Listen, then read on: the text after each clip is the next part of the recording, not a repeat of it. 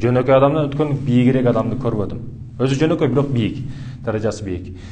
Токойдо бир эшек арсанга ар дайым тилдей берет экен. Арсан, сен күчүң жок, алсызсың, мага бир күчүң жетпейт деп бар нерсе дей берет экен арсанга. Арсан бир да унчукпайт экен. Анан эшек токойдогу жаныбарлардын бардыгына мактанат экен. Аю түлкү бардыгына мактанып, бул арстандын күчү жок, эгер күчү болгондо, алдуу болгондо мага жооп берет эле, көрдүңөр унчуккан жок дей берет экен, мактана берет экен. Күндөрдөн бир күн эшек дагы ушинтип ойноп күлүп жыргап токойдо жүрүп, арстанга жолугуп калат. Арсандын алдынан чыгып калат. Ошол эшек дагы эле дежурный сөзүн айтат.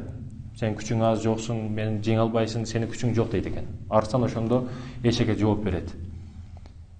Мен күчүм жоктугунан, алсыздыгымдан коркпоймун дейт. Бирок арстан эшек менен урушту деген туура эмес кептен сөздөн мен коркомун деген экен.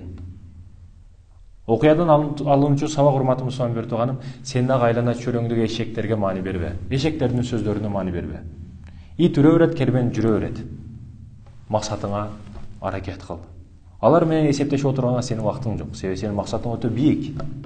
Кимдин максаты бийик болсо, анын майда чүйдө иштер менен алек болгонго убактысы болбойт.